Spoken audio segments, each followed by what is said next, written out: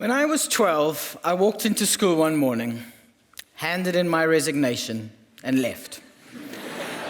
I walked a few blocks down the road and signed up to a new school. And off I went home. That evening over dinner, with the usual, "So what did you do at school today?" conversation, instead of doing the, "I don't know," I told my parents, fully expecting their praise and support. And it was very close to dessert, so I was expecting a very short conversation. That was not to be. My father was furious. Under no circumstances was this going to happen. Let me give you a little bit of context. I grew up in South Africa at the height of the Apartheid regime. My father was a bishop from the Protestant church in Northern Ireland, and our family was politically active and committed to fighting for the end of apartheid. In those days, 99% of the schools were segregated. So what I had done was resigned from my whites-only school and signed up to the multiracial school, one of the first in the country. So you can understand my surprise. Man, did an argument follow that. And I drew on every ounce of my 12-year-old sense of injustice. It's not fair. Eventually, the reason emerged. My multiracial school was run by the Catholic Church. Now, my father was a Protestant from Northern Ireland. This wasn't going to happen.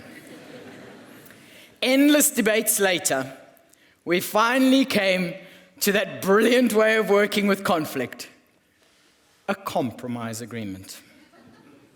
I could go to my new school on one condition. We never told Granny in Northern Ireland. And so this started a lifelong passion for the energy and force that conflict gives us. And now that Granny's not with us anymore, I can tell the story. When I talk about conflict, what do you think? What comes to mind? For most people, when I talk about conflict, these are the kinds of things they associate with the word conflict. This isn't conflict. This is hatred. It's aggression, it's violence. It is the result of poorly managed conflict. It is a consequence, but not an inevitable outcome. For me, conflict is our greatest natural resource. It exists in abundance. We never have to make it up. I have never been called into an organization to create it. Many a time to resolve it, but never create it. So this is the most extraordinary natural resource that we have. And if you think for a moment about water, as the waves crash against the coastlines, we create the most extraordinary beauty. Water feeds, it nurtures, it grows, and it kills and destroys. And conflict is exactly the same. Conflict does destroy and devastate. It creates the most extraordinary waste, dysfunction, and losses in our organizations. But equally, conflict has the capacity to feed, grow, and drive the most extraordinary innovation. We can't live without water. It is a part of our bodies. It is who we are as humans. And so too is conflict. It is the world's oldest human dilemma because we fight it. It's natural. It's part of us. The amazing thing is we have a choice, a profound choice to make about how we decide to use it. Let me give you an example.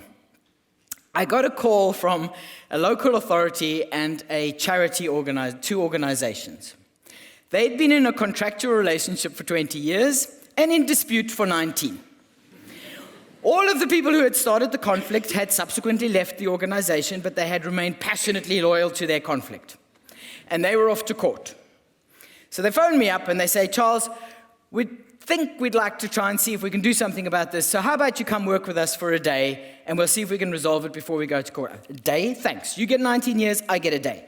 We sit down together. And they're off. Don't you love these conversations?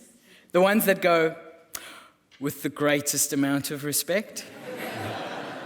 You're an arse. Okay, so that's where the conversation was going. And I kept saying, how are we going to use this to serve the people you're passionate about? And you could see as we were coming towards lunchtime, some of them were ready to hit me one, because there was how many times could I ask the same question? They were not going anywhere. Over lunch, we were milling around, and I was talking to one lady who was telling me about a divorce that she'd been through a number of years before. And what she was saying now is that she had the kind of relationship with her ex-partner that meant for their 4 children, they were better parents together. So after lunch, we're back in the room, after very bad lunch, back in the room, and they're at it again. And to be honest, I don't know if it was a combination of frustration or boredom or what it was, but eventually I decided, let us get this elephant in the room. And I said to them, you people should just get a divorce. You're never going to make this relationship work. Startled. Suddenly something clicked. And we began to think differently. And what happened was they transformed the relationship they had. Because the local authority was commissioning services they no longer needed, and it was costing them a fortune, and the charity was bound only to work with them as a council. So their work expanded throughout the city, and the council were actually able to achieve the efficiencies that they wanted. So how do I define conflict? Well, for me, conflict is simply an expression of our inevitable disagreements due to our differences. Conflict management becomes the wonderful art of reducing the human and financial cost of conflict and harnessing conflict as a source of innovation and change. But let's stop for a moment to think about the cost of conflict. In 2012, the Canadian Economist reported that unresolved and unmanaged conflict was costing the Canadian economy $16.1 billion a year.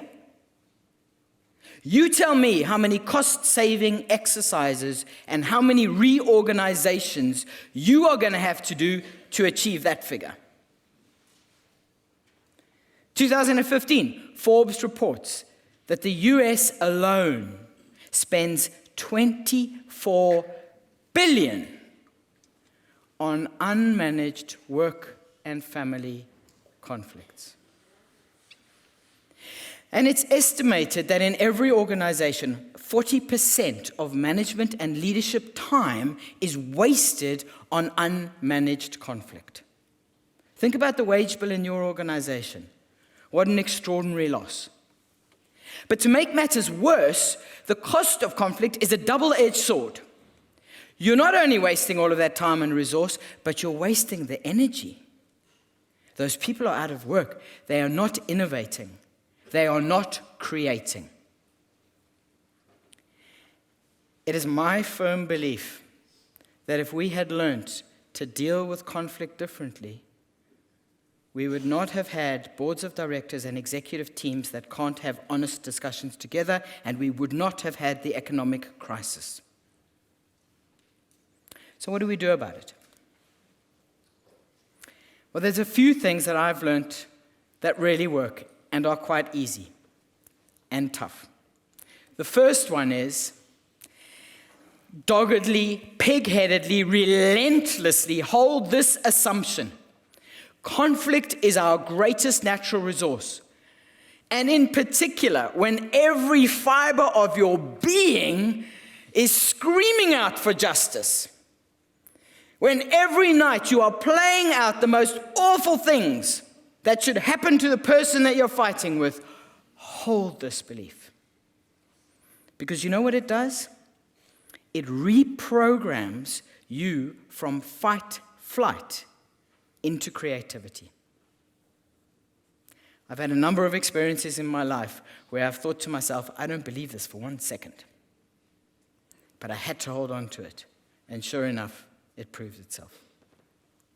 Secondly, stop denying that it's conflict.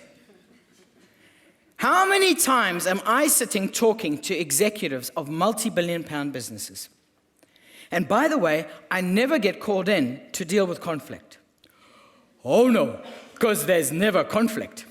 We want to look at our future strategy. We want to do a bit of team development. We want to change our culture, reorganize, transform. Never conflict. And then I start talking to them. And the issues emerge. And I say, so, when you raised this issue with Bob, what did he say? Oh, no. We haven't raised it. We thought you would. The thing is, you've got to stop being scared of calling it conflict. And I think it's because we're petrified of making things worse.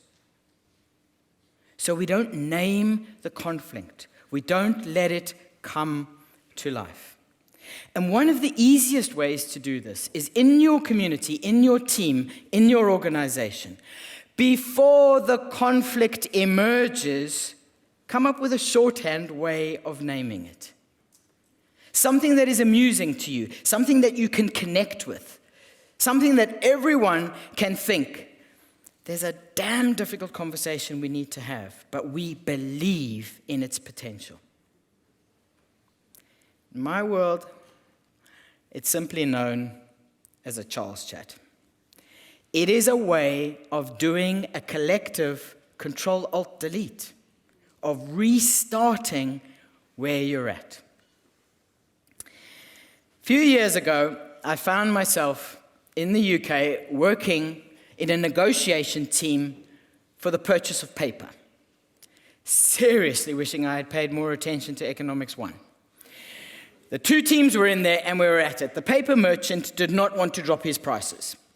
And you know what it's like. The technical people were really clear. That was the only paper we could possibly use. And we were off. Man, and we were arguing and all the things that were going on. And I kept thinking to myself, something's got to change here. Something has got to be different. And so the one thing that I did was normally these groups would disappear into separate rooms at lunch and re-strategize. So I said to the group, I'm really sorry to ask, but it's part of my culture that we eat together. So could I ask that I love working with the British. They are so not wanting to offend. They all came to lunch together. And eventually what happened? We discovered that this paper merchant was delivering paper throughout the country and returning with his vehicles empty. We had huge transportation costs we were trying to cover. He backfilled his vehicles with our printed materials. We took 1.8 million of the operating costs in just 18 months. Stop wasting conflict. Use it. Stop telling me you need all these organizations that innovate and deal with ambiguity and all this sort of stuff. It's there. It's in your organizations. We have got to find opportunities to humanize. If we bring people together, we can't shoot them so easily. Yeah? We humanize. And we need to get curious. When there is that absolute idiot standing in front of you, you need to think to yourself, bring it on. I want to discover what on earth has gone on in your world that's making you behave like this. Think about it for a moment. We have 168 hours a week. I'm including weekend sleep, the whole lot. Because if you're in dysfunctional conflict, it's with you all the time. Even if we assume we spend 15% of our time in unmanaged conflict, you're wasting a day a week. It's time for you to make a choice. And that's the thing that's hard and easy. You have got a choice to make. Do you use conflict for good, or do you let it destroy? It's my passionate belief that if we all thought in this way, we would create the innovative cultures that we need to deal with ambiguity and to drive growth. We would deliver the elusive efficiencies that every country is passionate to achieve for their public sector and for their health sectors. Just let me at the NHS. If we believed in this way, we would transform our communities. And we could stop lying to Granny. Thank you.